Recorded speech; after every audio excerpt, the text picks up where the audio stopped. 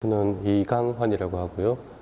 국립과천과학관에서 전문 분야를 담당하고 있고 전문학을 가지고 대중과 소통을 하고 있습니다.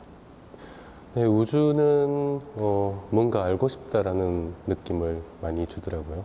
그러니까 여러 가지 궁금한 게 많기도 하지만 특히 이제 우주는 도대체 저게 뭘까? 저게 뭐가 있을까? 어떤 비밀이 숨겨져 있을까 하는 궁금증을 다른 어떤 것보다도 많이 불러일으켜서 그 호기심을 좀 채우기 위해서 우주를 공부하면 재밌겠다라는 생각이 들어서 우주를 공부하게 됐습니다. 저는 우주에 대한 공부를 좀 다양하게 했어요. 그러니까 뭐 특별히 한 분야를 열심히 공부하는 분들도 계시지만 저는 이제 여러 가지에 관심이 많았기 때문에 그 우주에 관련된 분야라면은 뭐 여러 가지 종류의 책이나 뭐 교과서나 좀 다양하게 닥치는 대로 그렇게 좀 공부를 해왔습니다. 네, 우주가 말로 표현하기 어려울 정도로 넓고 큰 곳인데 일단 그 태양과 같은 별이 우리 은하에 약 1000억 개 정도가 있습니다. 그러니까 1000억 개가 어느 정도 숫자냐면은 1초에 하나씩 세면은 3200년이 걸리는 그 정도의 수의 별이 우리 은하에 있고, 근데 우리 은하와 같은 은하가 또 1000억 개가 있고, 그러니까 우주에는 10의 22승계 정도의 별이 있는 거죠. 그게 이제 그 지구와 같은 그런 행성은 빼고 그 태양과 같은 별만 계산했을 때 아마 최소값이라고 할 수 있을 겁니다. 그러니까 그렇게 넓은 우주에 이제 지구에만 생명체가 있을 것 같지는 않고 어딘가에는 분명히 생명체가 있지 않을까라고 이제 자연스럽게 생각을 하게 되는 거죠. 그러니까 그게 이제 별의 수로 보면은 그렇게 무수히 많은 별들이 있고 또 생명체가 있을 거다라고 생각을 하지만 그런 생명체가 과연 우주여행을 할 수 있을까? 그건 또 별개의 문제예요. 왜냐하면 말 그대로 우주는 또 넓기 때문에 너무나 별 사이의 거리가 멀어요. 예를 들어서 지구의 지금 현재 인류의 기술로 우주여행을 하면은 가장 빠른 속도가 초속 20km 정도. 그게 이제 총알보다 한 20배 정도 빠른 속도거든요.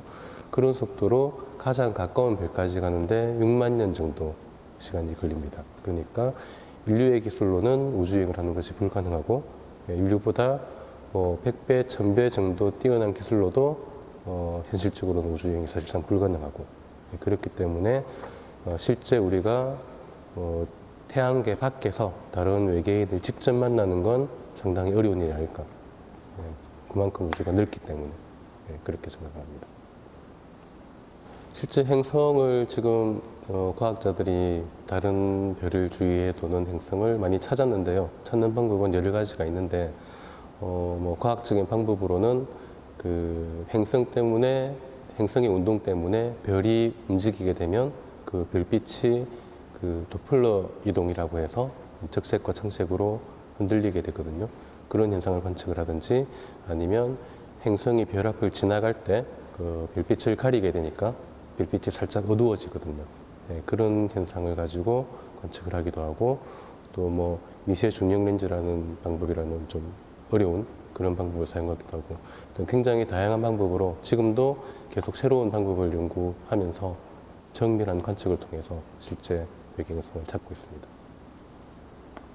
아마 사람은 지구에서만 살 수 있을 거예요. 근데 사람이 살 수 있는 다른 환경을 다른 곳에서 찾기는 쉽지 않을 겁니다. 왜냐하면 사람이 지구에서 살면서 지구상에서 조그만 환경이 이상한 데 가더라도 살기 힘들잖아요. 그러니까 만일에 이제 지구가 살기 어려워져서 다른 어떤 지구인이 이주할 때를 찾는다 하더라도 아마 찾기가 쉽지 않을 거고 그걸 찾는 것보다는 지구를 지키는 게 훨씬 더 비용이나 그런 면이 적게 들 거고 그런데 이제 사람이라는 측면이 아니라 사람과 유사한 지적 생명체를 얘기한다면은 어떤 행성이라면은 그 행성의 환경에 맞는 생명체가 진화를 했을 테니까 뭐 사람이 아니라 사람과 유사한 지적 생명체는 살 수 있는 곳이 지구 외에도 많이 있겠죠. 그런 생명체가 있다면 그런 생명체가 지구에 와서 바로 살기는 또 쉽지 않을 거예요. 환경이 다를 거니까. 그러니까 인류의 역사에서 그 사람이 자기를 중심에 놓고 보는 역사는 상당히 오랜 역사를 가지고 있거든요. 그러니까 지금도 그런 역사가 이제 그런 관점이 많이 깨졌다 하지만 실제로 많은 사람들이 그런 관점을 가지고 있어.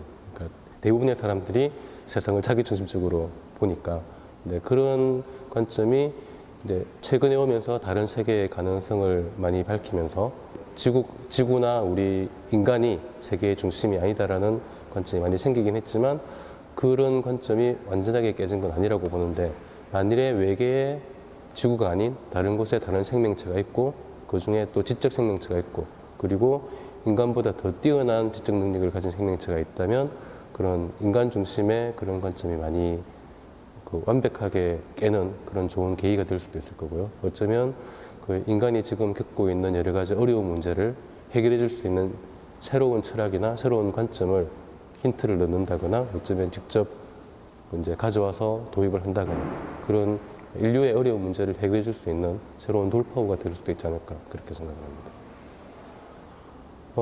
우주에 아마 생명체가 있기는 있을 거라고 보는데 우주가 너무나 넓기 때문에 실제 외계인이 우주 여행을 해서 지구까지 올 가능성은 그렇게 크지 않은 것 같아요.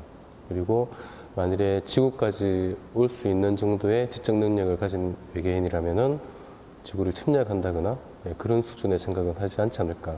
우리보다 훨씬 더 몇 단계 더 높은 수준의 생명체일 거기 때문에 침략이라는 그런 이제 지구인적인 사고방식은 하지 않을 거다라고 생각합니다. 아마도 우주과학자가 되고 싶다라는 사람, 이제 어린이들이 그 받게 될 많은 장애물이 이제 주변에서 그거 해서 뭐 할 거냐 그런 질문을 많이 받을 거예요. 먹고 살 수는 있을 거냐, 그리고 뭐 그런 게 과연 먹고 사는데 도움이 되느냐. 그러니까 세상에는 먹고 사는 것 외에 이제 고민을 하는 사람들이 꾸준히 있어 왔고 그런 사람들 중에 상당수가 역사에서 아주 위대한 인물로 이름을 남기고 있습니다. 그러니까 그런 것이 당장은 큰 의미가 없다 하더라도 예를 들어서 우리가 우주가 어떻게 탄생을 했고 어떤 과정을 거쳐서 지금의 모습을 갖추게 됐는지를 전혀 모른다 하더라도 먹고 사는 데는 지장은 없죠. 하지만 그런 걸 알고 사는 것과 모르고 사는 데에서는 내 삶의 자세에 큰 차이를 가져오게 되거든요. 그러니까 그런 걸 연구하는 건 상당히 의미 있는 일이고 평생을 걸고 해볼 만한 일이다라고 생각을 합니다.